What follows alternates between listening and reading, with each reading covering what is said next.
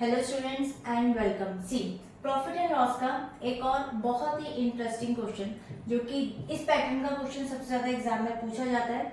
और इस पैटर्न को सॉल्व करने के लिए some of the students I have seen that whenever they have seen these questions, instantly they try to solve the questions with a particular same formula।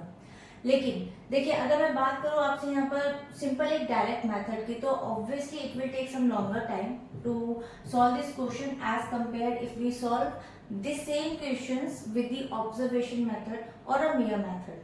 सी इन question को मैं आपको दोनों ही मेथड से बताऊंगी कि डायरेक्ट अगर हम मेथड फॉर्मूला यूज करते हैं यहाँ पर, तो obviously it will take some time, but वो आपको फंडा क्लियर करेगा। बट अगर मैं बात करूँ ऑब्जर्वेशन मेथड की, it will take a very few seconds to solve the same questions, और उसको हम इजीली मतलब कैलकुलेट कर पाते हैं अपने माइंड में। Without paper and pen you can calculate. तो चलिए स्टार्ट करते हैं इसको।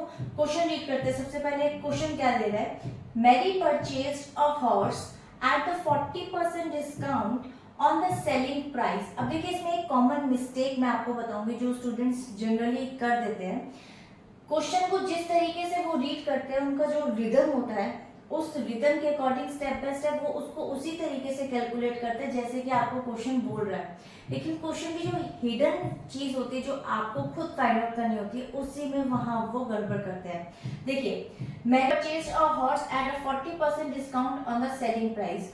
ऑब्वियसली उसको बेसिकली 40% डिस्काउंट मिला, यानी कि 60% उसने उसमें खरीदा है। ठीक है, 40% उसका सेलिंग प्राइस उसको डिस्काउंट मिला है। She managed to sell the horse at 20% profit above the selling price, यानी कि जो सेलिंग प्राइस था उसके ऊपर जो उसे 40% ऑलरेडी मिल गया था, यानी कि 60% उसको उसकी कॉस्ट पड़ी थी। लेकिन वो ये बोल रहा है कि उसको जो 20% प्रॉफिट हुआ है वो उसके अबव सेलिंग प्राइस पर हुई। यही एक कॉमन मिस्टेक है जो स्टूडेंट्स करते हैं कि वो उसके जो 40% डिस्काउंट के बाद जो कॉस्ट प्राइस होती है उसके ऊपर वो 20% प्रॉफिट लगा करके उसको बेचते हैं। देखिए, मैं आपको क्लियर करती हूँ। So find the overall profit to Mary in this deal. तो आपको पूरा ओवरऑल प्रॉफिट निकालना है कि मैरी को पूरा प्रॉफिट कितना हुआ जब उसने बेचा। तो देखिए, इसको हम दोनों ही मैथड से यहाँ पर सॉल्व करेंगे, लेकिन मैं सबसे पहले यहाँ पर आपको एक डायरेक्ट फॉर्मूला मेथड बता रही हूँ। ठीक है, डायरेक्ट फॉर्मूला मेथड, क्योंकि ऑब्जर्वेशन मेथड जो होगा वो आप माइंड में ही कैलकुलेट कर सकते हो। ठीक है, देखिए यहाँ पर हम सबसे पहले डायरेक्ट फॉर्मूला मेथड यूज करते हैं, इन विच आप देख सकते हैं कि 40% discount on the selling price था, तो कॉस्ट प्राइस कितनी होगी उसकी 60% पे।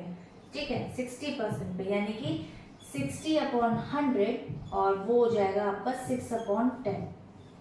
ठीक है, अगर हम बात करें यहाँ पर इसकी सेलिंग प्राइस की, तो सेलिंग प्राइस जब उसने किया, यानी कि सेल जब किया तो 20% प्रॉफिट पे किया, तो आप यहाँ पे 20% प्रॉफिट को ऐड करेंगे किस में, उसके सेलिंग प्राइस में। सेलिंग प्राइस मतलब जो उसका सेलिंग, जब वो खरीद रही थी उस आइटम को, तो तब उसकी कॉस्ट कितनी थी, वो तो उसको 40% डिस्काउंट मिल गया, कम में मिल गया 60% पर, तो वो चीज नहीं बोली है कॉस्ट प्राइस, जो एग्जैक्ट कॉस्ट थी जब शॉपकीपर ने उसको बेचा, दैट इज आप लिखेंगे यहाँ पे 120/100।